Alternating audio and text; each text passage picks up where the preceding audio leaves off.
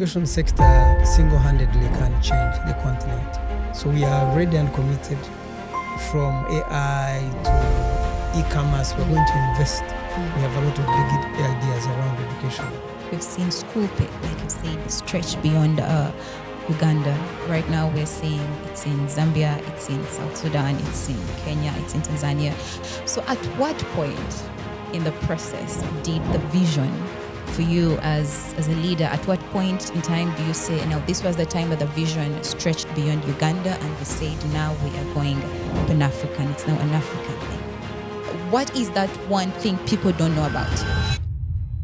I'm a cocktail of things. Cocktail of things. Yes. Okay. That's the definition of it. Scaling back to about 10 years ago, the fintech industry was a space that was regarded as a risky business, even for the investors. However, fast forward right now, the industry has completely changed. We're speaking about 190 plus fintechs, and about 7% on the GDP is coming through from the fintech industry.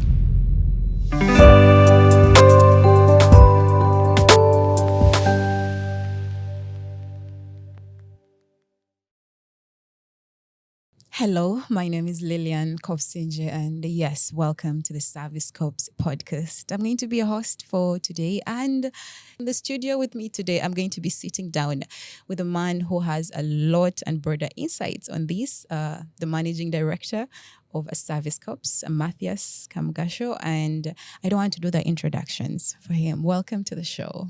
Thank you, Lilian. Yes, so before we go into the bigger picture, the fintechs and the numbers, who is the man behind the Service Corps as the managing director? Of course, the man is a man. Okay. Because I have to affirm that. Mm-hmm. I'm a people person, a person that loves to work in high energy places. I like to work with young people. But my name is Mathias Kamugasho, and I superintend over Service Corps business in Uganda and across our subsidiaries.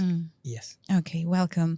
Welcome. Now, starting off on a lighter note, if you go on the internet and you search for Mathias Kamugasho, you get quite interesting facts that come up. I think the most interesting one for me is the part where I am sitting with someone who was a banker before. So from the bank to the fintech space to being an MD of a Pan-African country right now. So I want us to just start from there. How do you move from there to where you are right now? How does it start? How does the vision come on board from working in the bank to where we are right now? What was missing in the industry? What got you from there to here? Maybe to answer this question, allow me go a little deeper.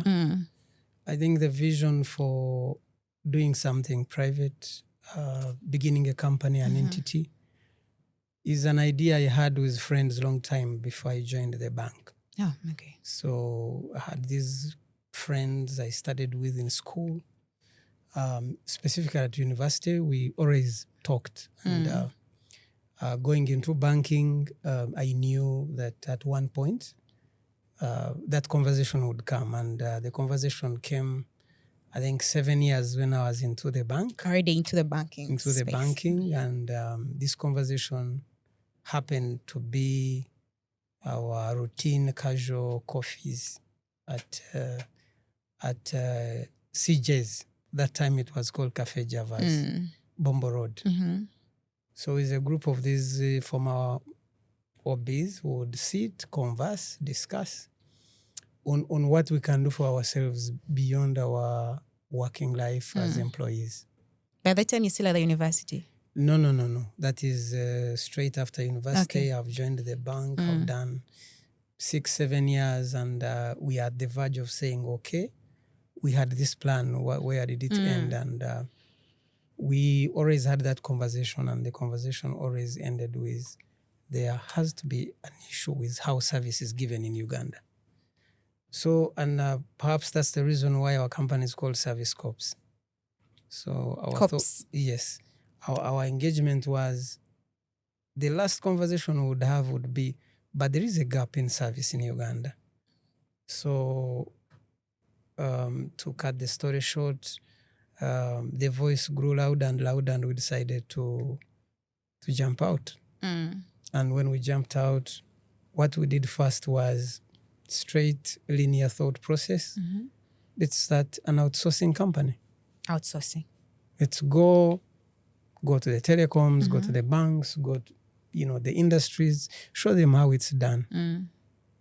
Let's start a call center, for example, give people service. But along the way, things changed. We discovered a business is not linear as you think. We discovered the service issues are not just at the end point. You need to do so much. You need to connect. You need to integrate. You need to create services. Sure.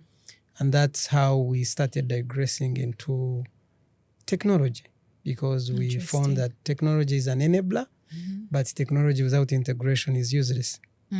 We discovered that the service at the bank is being affected by other sectors.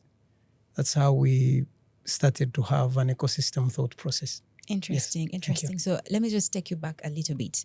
So from the bank to service corps to outsourcing. Yes. Okay. How was that experience for you? Was it easy to bring the banks on board, to get that trust from the banks that now we have a call center set up and we are going to support you? How was the outsourcing process when you're starting out? It was quite hard, but I want to say that we are very ambitious. We are people who don't just easily give up. We would chase an executive. 100 emails, we don't give up. Perhaps on the 150th, he says, you come. Which year is this? You're talking about 2009. 2009. So we also have had a bit of luck. You know someone who knows someone. Eventually you find yourselves before an executive, a bank official, you explain what you're looking for. I say, okay, let's try this business. And when we got that business, we were very, very categorical and specific that we're going to be on point. We're going to serve beyond what we are supposed to deliver so that we can get a referral. And for a long time, our business typically relied on referrals. No one knew service corps. This one knows this one, this one knows so this you one. go to this bank who provides this solution, it is these guys. And then eventually we have been able to build like that. Yes. Interesting. It wasn't hard. It wasn't easy in the first place, but it was not exactly very complicated. So if you're saying 2009, that means we're scaling about 17 years now. 17 years. In the industry. Yes. Amazing. Now, from outsourcing, we're crossing over to the tech bit, like you've said. At what point in time did you now feel, because I'm sure at the start, like you said, you were trying out and starting, let's start with outsourcing and then crossing over to tech. So at what point did you realize that now we are on the right path? What innovation was it that made you feel like, okay, now we are really starting to create impact and we can now... I think just like they say, you can't connect the dots forwards. You connect them backwards. Sure. When we went into the outsourcing space, then we started to understand the customer sentiment. We started to understand that over 80% of what customers are looking for are inquiries. So why would the bank commit all resources for just inquiries? We said, what are they inquiring? And then you discover they're inquiring about bank balance. And that gave birth to one of our first enterprise solutions, a transaction alert solution. So that now, once you convince a bank, you integrate with the bank, customers do not have to walk to the bank to ask their balance. Because every time they transact, they get an SMS. It was a game changer. About 80 to 90% of the customers in the bank would come to say, what is my balance? They would walk to the bank. Teachers would come, they want to know if the salary has come. But if a teacher is from Kabera Maido, instead of going to Soroti to ask, they would receive a message, your salary has been credited. Do you know how much money you would have saved? So we got those insights from understanding the actual customer sentiment. And then we started understanding, okay, during school fees, people spend 8 hours, 9 hours going to pay school fees. Lining up. So what solution is required? That's how we came up with school pay. Now, after developing school pay, then we realized that schools do not bank with one bank. They work with all the banks. Then the element of integration, convincing these banks that it is better we offer a solution that is fully integrated. So that if you are a school, then you want to have visibility of all the money from the different banks, from the different channels. Then we had to think of how is the distribution going to be? What is the most popular method of distribution? It is the telecom. Then we had to put on our shoes, face the MTNs of this world, Airtel, convince them, to ease, because some of these issues cannot be solved by a particular company, one single company. They are ecosystem. They touch different sectors and different industries. So we eventually went to the telecos, convinced them, and they saw the light. We began, and the rest is history. Where we are right now. Yes. Okay. I love that you've brought in some of the innovations. You've talked about school pay. Yes. You've talked about agents banking and all that. So right now, when someone speaks about service corps, now this one is going to be straight to you. Yes. When someone speaks about service corps right now, people might not really be aware that this is the company that is producing almost solutions that are touching base with almost every industry. It's like we are in every space. So right now, I would want you to just elaborate for us into details. When we say that we are stretching out to almost every industry, we are touching almost every space, eco sector across.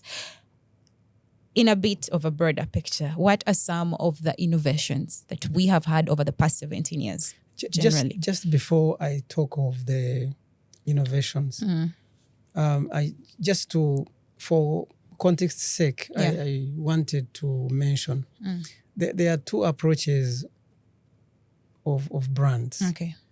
There are brands that brand everything. If you're talking about Apple, everything Apple will be Apple. But there are other people who take the approach of being the creator, and you create so many other brands that are independent. Yes. So sometimes you can see a brand and you don't know you are using it, but it is actually a service corps brand. So our approach has been, let the other brands shine. Okay. We shouldn't stand in the way of our children. We create the solutions for let them. Solutions, Okay. That has been largely the approach. But we've created solutions in the banking and financial services.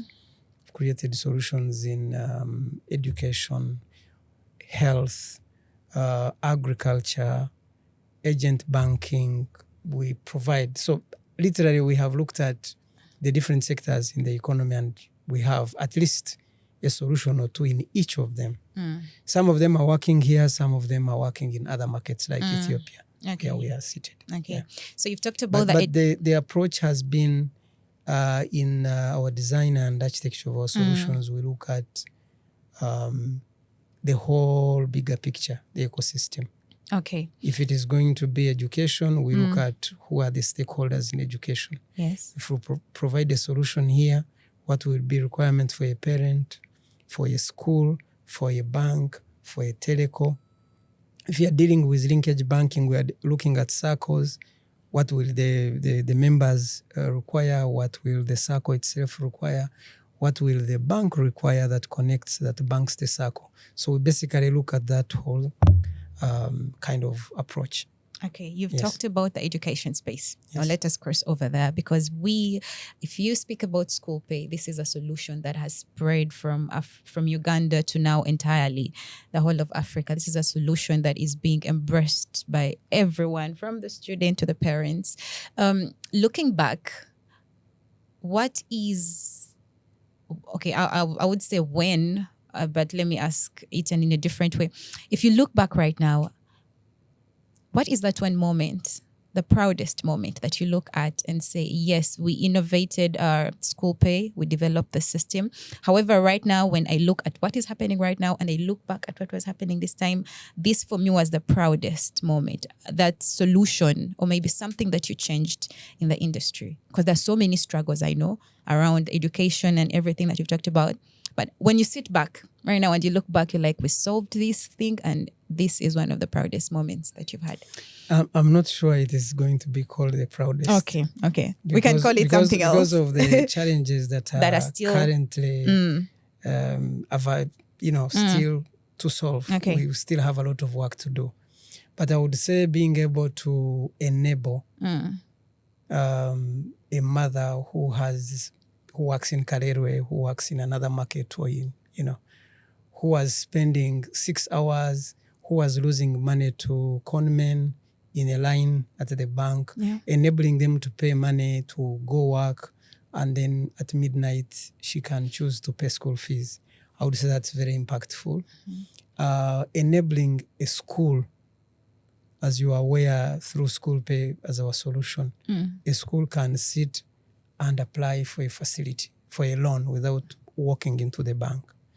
That kind of convenience is not just about convenience. It is saving time, saving money, creating possibilities, enabling a parent to, instead of spending 100,000 to go to Kabari and come back, they send that school fees through our S-Wallet solution.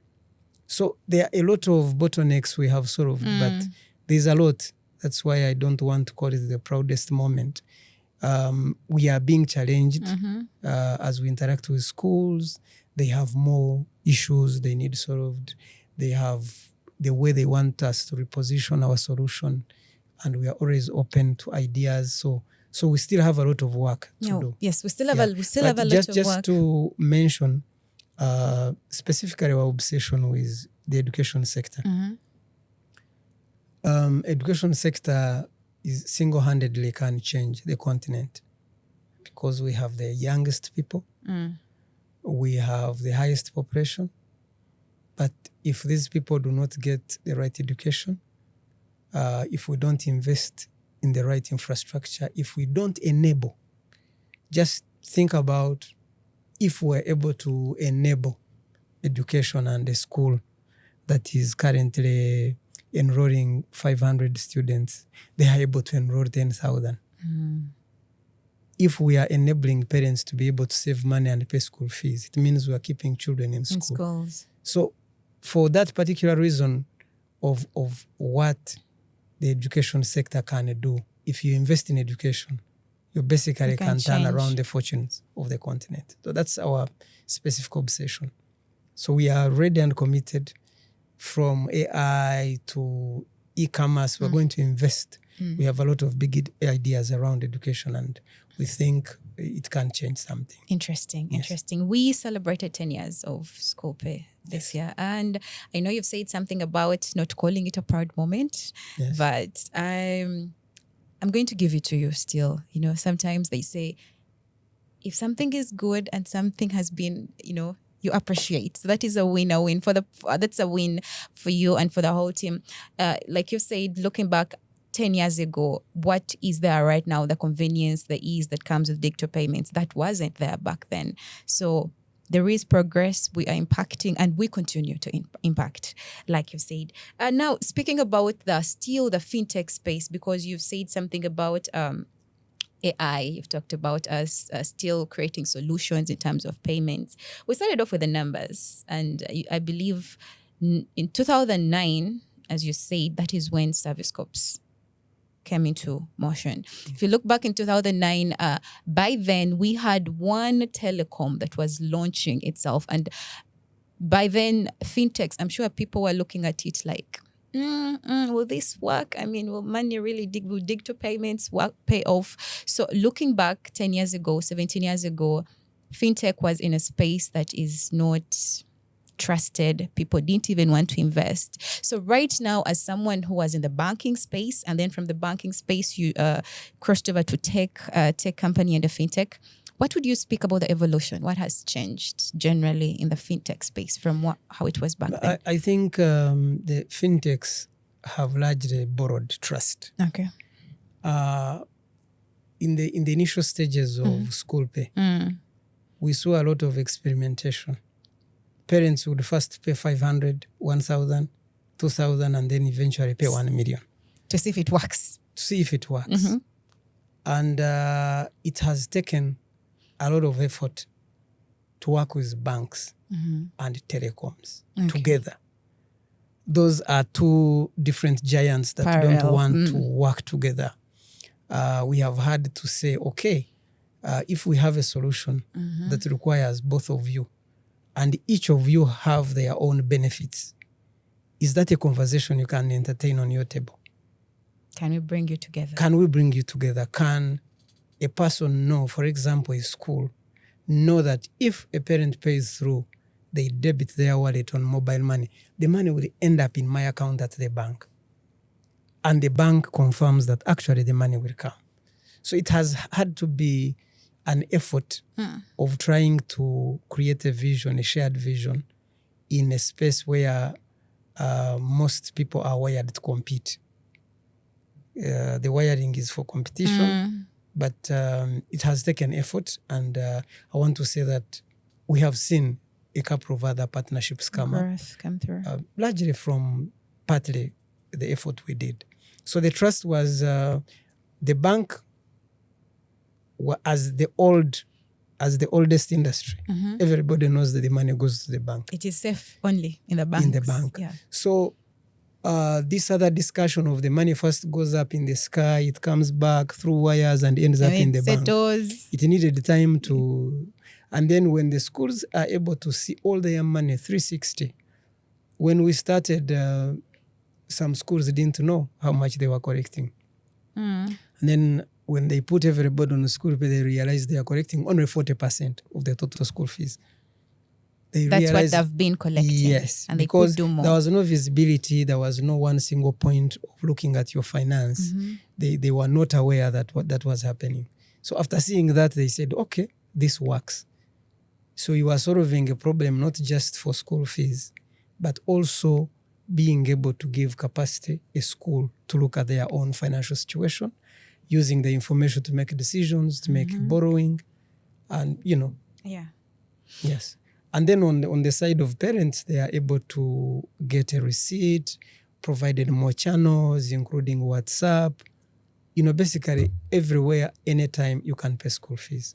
And that has started the revolution of trust. Of trust. Yes. Speaking about trust, right now as we speak, we've seen school pay, like you've said, stretch beyond Uganda. Right now we're seeing it's in Zambia, it's in South Sudan, it's in Kenya, it's in Tanzania. So at what point in the process did the vision for you as a leader, at what point in time do you say, now this was the time that the vision stretched beyond Uganda and we said now we are going Pan-African, it's now an African thing?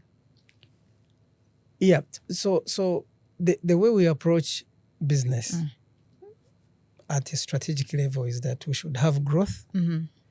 We should also have consolidation. Okay. What you have grown and is working should be able not to lose it, make sure it works. But you can't just look at what we have created and keep it there.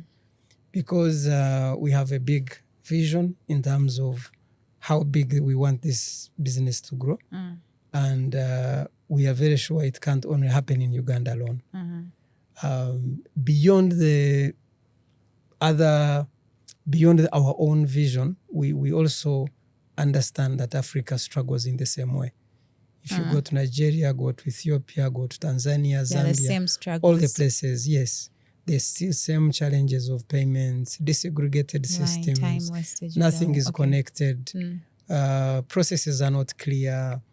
So we found out that our value proposition in Uganda can easily be consumed outside. That's one area. We wanted to grow, and growth could only be achieved just beyond Uganda. Then the second one is that because we work with partners, because of our strategic partnerships, some of the partners are not exactly only in Uganda. They have a Pan-African presence. Now, if you have a solution that is working here, and you have MTN Zambia is interested in such a solution, and it's your partner here. Yes, your partner here. It becomes easier. You have integrated with their systems. You know how their business processes work. So that also enabled us to grow. In addition to having our vision of growth, we have an ambitious Pan-African vision for growth. Yes.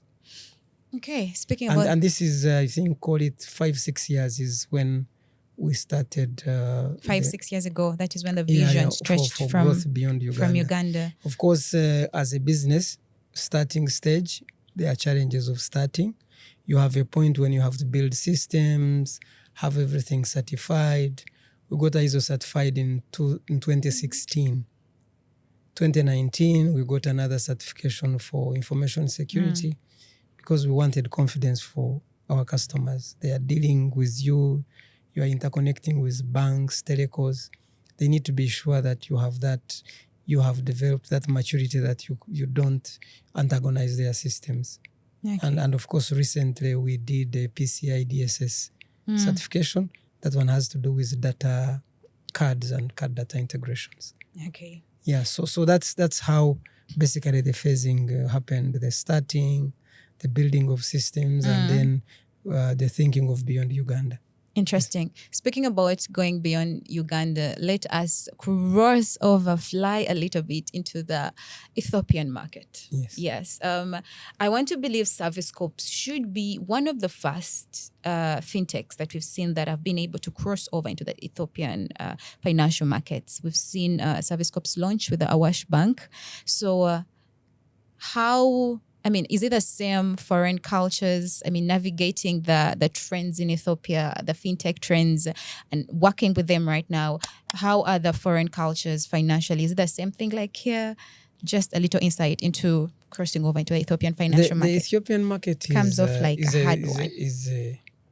Is not hard. I wouldn't call it hard. Okay. I call it unique. Unique, okay. We have that deep sense of appreciation of people. If I go and find Japanese, Chinese, I want to be fascinated by their culture. That's why I travel a lot. I want to know who they are, what they like, what they don't like. We have found the Ethiopian economy very interesting. It's a big market, about 130 million. Second to Nigeria. The same structure, the same payments, the same issues, they are the same. We're lucky that we got a big partner. We partner with Awash. Awash is the biggest private commercial bank. 13 million customers, almost 1,500 ATMs, 890 branches. It's a big... So we are literally in charge of their... majorly part of their digital strategy in terms of agency banking, merchant, loans. Think about it. So that has become our launch pad. We initially were doing an arm's distance. We're happening here. We have gone through the full rigor of licensing. Now we have an office, physical office. We have a license. In Ethiopia? Yes, in Ethiopia. And we have a team there. One of our people here, Peter, is located there. Then we have hired other Ethiopians. So we are very, very invested. And this is what we do in a market that we have interest. The same with Nigeria. We have a team in Nigeria. We have a team in Kenya. We have a team in Tanzania. Once we assess the market and we are heavily invested, we'll put boots on the ground. That sounds like... And ensure that 90%, 99% of the people running the business are the nationals of that country. Interesting. Yes. That sounds like not Servicecorp Limited, but Servicecorp Group, as we speak right now. That's the whole structure. Because structurally, Servicecorp is the one that runs those subsidiaries. Yes. So, but from the solution from the education sector, solutioning to the banking, all the solutions are being provided in those markets. Interesting. It would be right for me to call you a tech giant in this case. Servicecorp is a tech giant. Tech that. Giant is, I'll not take it. Techie is at least for this one. It's not that because of the size, it's because of the ambitions that we have.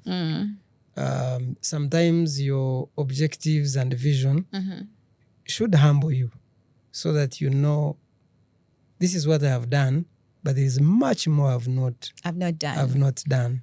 And that is the approach, that is the attitude. We don't want to be satisfied. There is a lot to do out there. There is a lot of impact we can create. Speaking about the vision, let's get a sneak peek into your mind right now. Yes. We celebrated 17 years of Service Corps this year. And right now, you've just mentioned something about the vision and the bigger picture. Just give us a sneak peek of what is the bigger vision that you're having for Service Corps from a Pan-African angle right now. From the Pan-African angle, it is a bit staged, but we are now operational in 10 countries. 10 countries. Yes. Interesting. And physically present in about 8. The others, we are doing a long distance relationship. Okay. So our vision is to anchored on our philosophy of collaboration. We can't create impact if we are disjointed. We are looking at the big people in the market, the banking, the fintechs, and we have this whole suite of solutions. Very many different solutions. So what we want to do is how can we partner to create impact in the different markets that we are currently present? Okay. Because we see a very huge potential because we have that ecosystem-based kind of design and scale. If we get a good partner, for example, if we partner with a bank that runs across Africa, we partner with a solution that runs around, would be able to add value because we don't want to go to a market and start being another fintech that creates competition. No. We want to go to Nigeria and plug in that gray area where everybody is happy. We go there and, okay, these guys are adding value. Because if we can't add value in a market, we shouldn't go in that market. So it's not about competition, it's about the value. Our approach is there is a lot we can do together. But because each one is focused on their own silo arrangement, we always leave something in the middle. So if you come in the middle and say, guys, this is how we all benefit. This is how we impact community. This is how we impact the markets where we operate. We believe that should be, in terms of growth, in terms of where we want to be, the numbers, I can't break them now, but we want to be big in Africa. We currently, if you look at the total number, the market size where we play, that is over 500 million people. If you get Ethiopia, you get Nigeria, add the ESC and where we play, we are in that market of about 500 million people. So we think we can create something big in there, but anchored on collaboration and integration. Because we believe we have solutions, yes, but they have to be contextualized to our partner's vision. Each of the people we talk to have their own different vision. So to harmonize and say, okay, this is what we see, what do you see? Once you agree, like we agreed in the case of school pay, and say, I think this is good for the industry, we can create enormous growth. Interesting. Yes. When you look at it from the angle of collaborations, it makes a lot of sense. I don't know if you've heard of this. I don't want to call it a Gen Z saying, but there is that fun statement that people normally go about of Gamba Nogo. Have you heard of that word? Gamba Nogo. Yes, but I think from my side, I feel like it is important to always have those collaborations and partnerships. If you have someone who is willing to hold your hand and take you to the next level, I think that is how growth comes through all the time. So when you speak about collaborations, and it's clear from day one, it's been about collaborations for Service Corps, from the banks to the telecoms. It's always been a partnership precisely to get where we are. I feel like if we are to have a deeper conversation, we would actually be having you here for about 2 hours, just talking about the fintech space and all that. But I'm sure you're almost saying Lilian. So I'm just going to ask something in terms of the leadership, this is generally for you. I want to get, just take me through your day. Take me through your day as the MD. Let me first get it as the managing director, how your day runs from the time you get up to the time it ends. Just a quick one. My day is I don't run normal days. Okay. Sometimes I'm here at 7. Sometimes I'm here at 9. So I base on what I'm supposed to achieve. And for example, if I have other engagements and I reach office at 9, then I can run until late. The standard is, for me, productivity. If I have meetings, I'll be here at 6. But I always have a schedule of what I want to cover that day. Because there is a famous writer, Eckhart. He says, we have never lived in the past, nor have we ever lived in the future. We live in the present. So for me, present decisions on a daily basis are more critical than future. Planning ahead. Of course, the past, that one is gone. It's water under the bridge. So it's now. So today, that's when I make critical decisions. That's the power of now. Yes. Now. Right, but now. ideally, I come very early, go to my office, first thing. I can scramble a quick to-do, look at the key things that I have to do, look at the things I can give Lilian, look at the things I can give Agnes, look at the things, and then I assign, run through my emails, 150, 200 emails a day, run through the emails. You had that, plan 150 to plan my meetings, and then plan my gym if I have gym. So sometimes when after work, I go to the gym, I come back. Because during the day, there could be a lot of people asking this, So during the night is when I have time, maybe another 2 hours after gym. That's when I can concentrate if I want to finish something critical, some thinking. That's when I do it. Yeah. Okay, so we are coming to the end of this, and you've had it all. However, before we even go to the end, I want us to have just some icebreakers. I'm going to ask you 3 questions.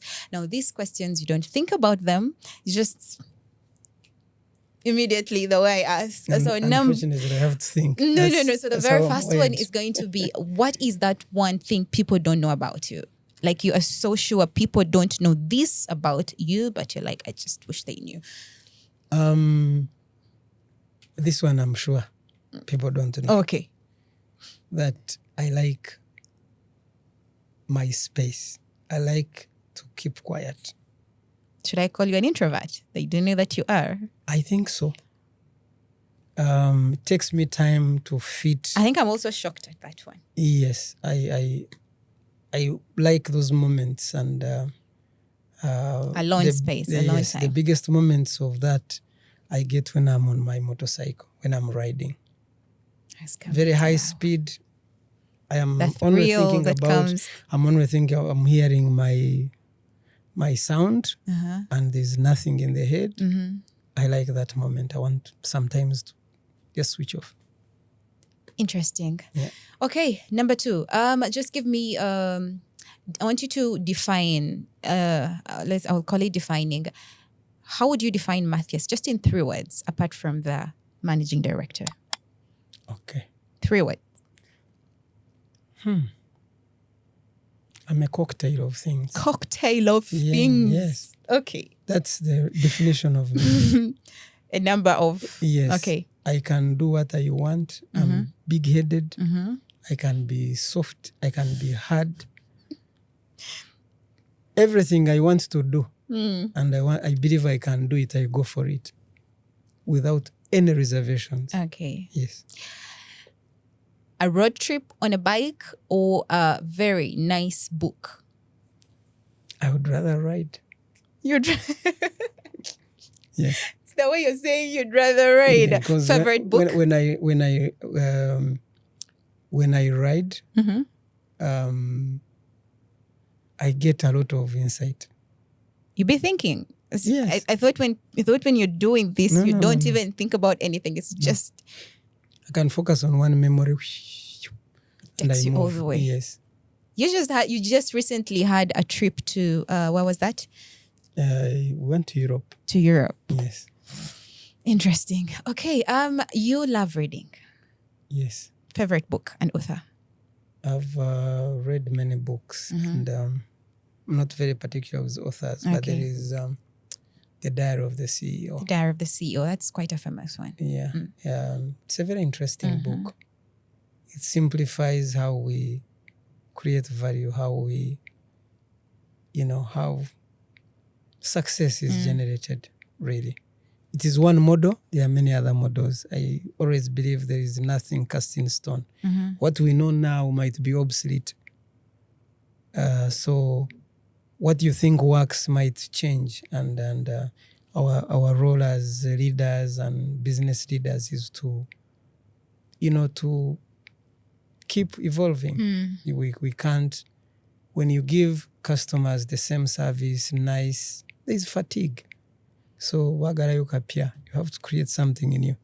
Something fresh, yes. Something fresh. Okay. Yes. Thank you, Mathias. It's been quite an insightful conversation. Now, when we are talking about fintechs in Africa, when we're talking about tech giants, you say I shouldn't use tech giants, but I'm going to say tech giants. Yeah. You definitely want to look up Service Corps. And like it is said, this is where innovation matters. So before we even come to the end of this one, Mathias, and we are hoping to keep having you here and here as we keep on sharing more trends that are happening, because like you said, there is a lot that is still coming, being developed, more ideas. And I am so sure 5 years from now, the fintech space is going to be getting bigger and broader from what we have right now. So as we come to the end, I'm going to request you to just leave a message to someone who is watching you right now, and they have a dream of starting, and maybe they don't even know how to start. Maybe they're also in some doing some other job, and they have love for the tech industry, for the fintech space, for innovation, but they just don't know how to start, or they're scared.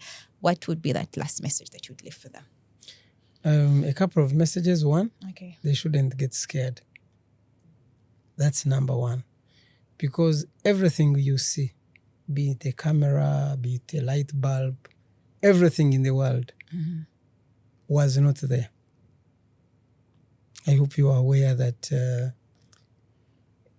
we now go in a Boeing and move from here to Oslo in one go, 17 hours in space.